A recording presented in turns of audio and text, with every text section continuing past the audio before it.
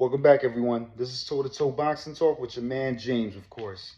And man, what a way to cap off 2023. 2023 has been a great year for boxing. Um, the day of reckoning on Saturday was a tremendous fight card, and plus this morning with Naoya Inoue making history once again. But before I dive into those topics, I want to say happy holidays to everyone. I hope everyone had a great Christmas and a safe one as well. Um, Saturday was interesting.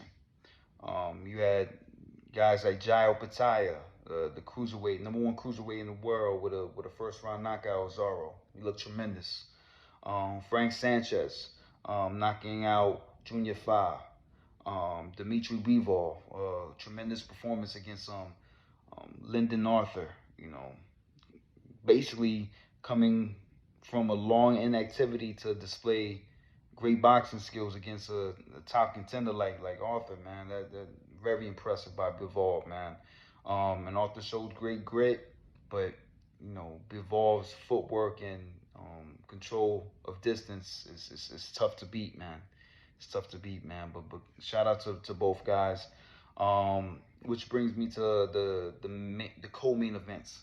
Deontay Wilder versus Joseph Parker, and Anthony Joshua versus Otto Wallin. Now, Deontay Wilder versus Joseph Parker. Everybody thought it was going to be Wilder knocking him out by the fifth round. Everyone thought the outcome was a result of a upset, which I don't believe. I called it from the gate. I said that Parker was going to beat Wilder, and fairly easy at that. But yeah, the inactivity for Wilder really cost him.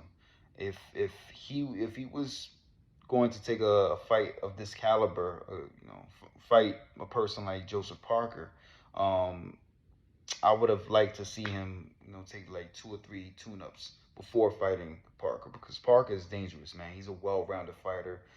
He can cut the ring off. He can fight off the back foot. He can lead. He does it all. He's a really good fighter. To fight a guy like that and not be prepared and not have any adjustments or plan B, man, you just shit out of luck. Excuse me. But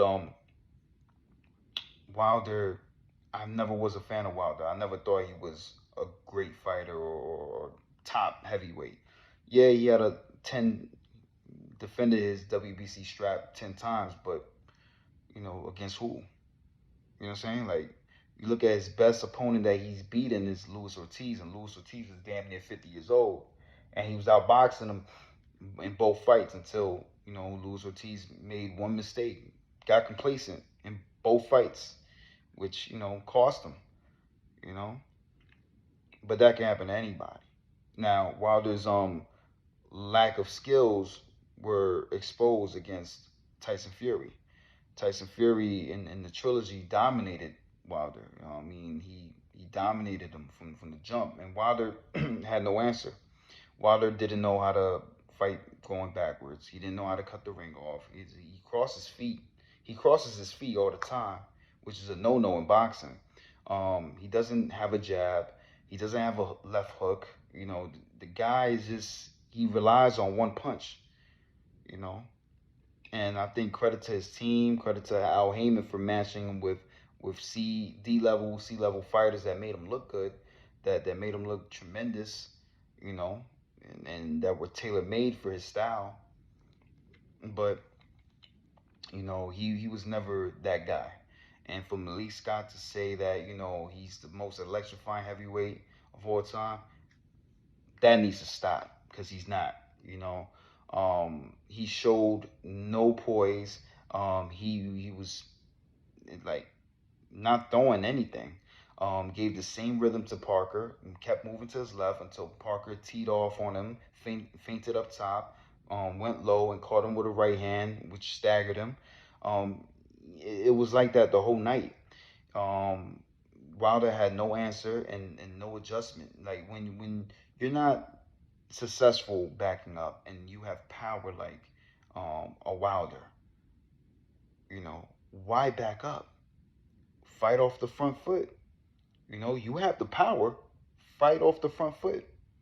There was no adjustment from Parker's corner. I mean, from Wilder's corner. Parker just kept pot shotting them. Anytime that Wilder would try to throw the right hand, Parker would go duck low and catch him. So Parker's fought a beautiful fight, man, and exposed Wilder. Where does Wilder go from here? I don't know. And honestly, I think he should just retire. I think, his skill set does not, hold up at this level when you're fighting top level competition. I think, he's not that good, man. And he relies on one punch. And I hate to say it because he seems like a good guy and all that. I respect what he's done for his family, so on and so forth. But as a boxer, I'm talking skills, pure skills. He doesn't have it.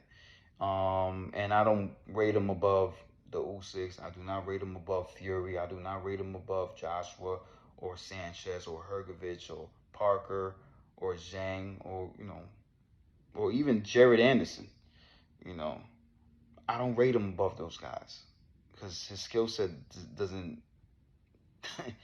it doesn't match. You can't put his skill set up against those guys.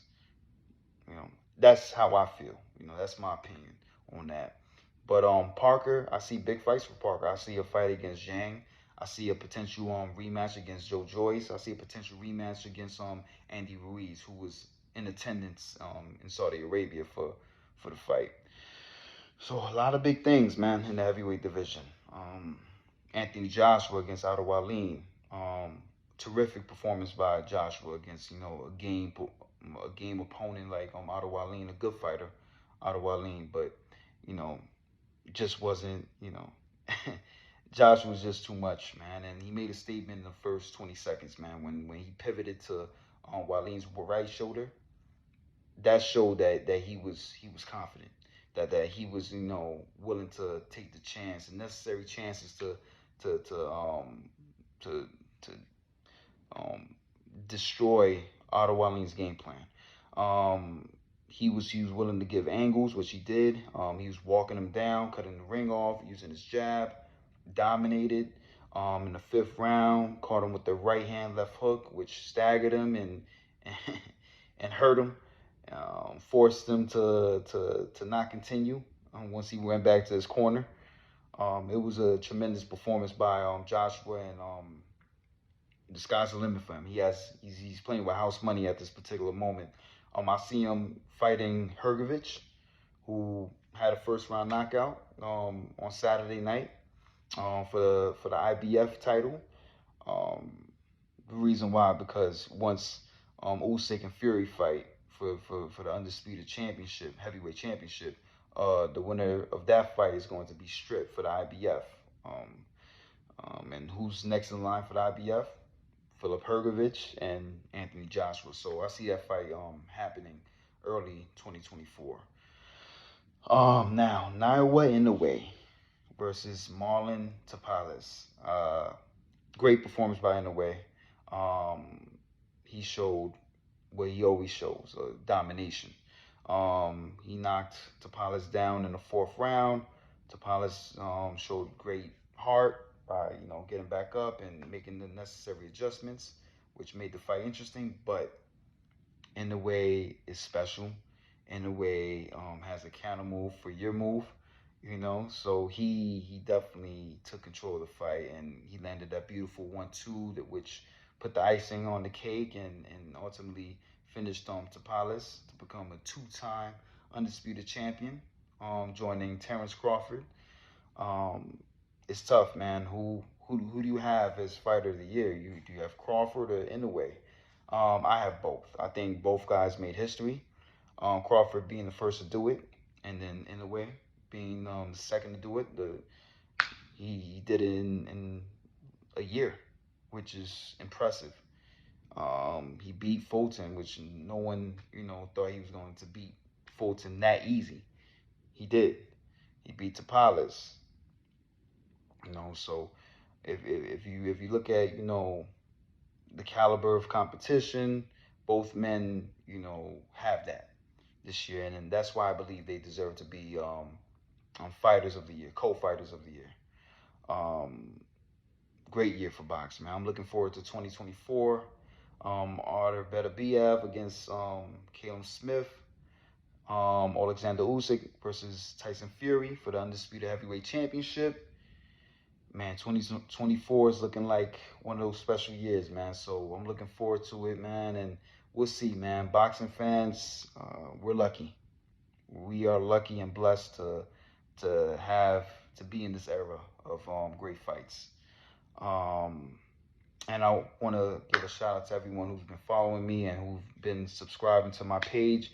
Thank you. Thank you guys so much. I appreciate it.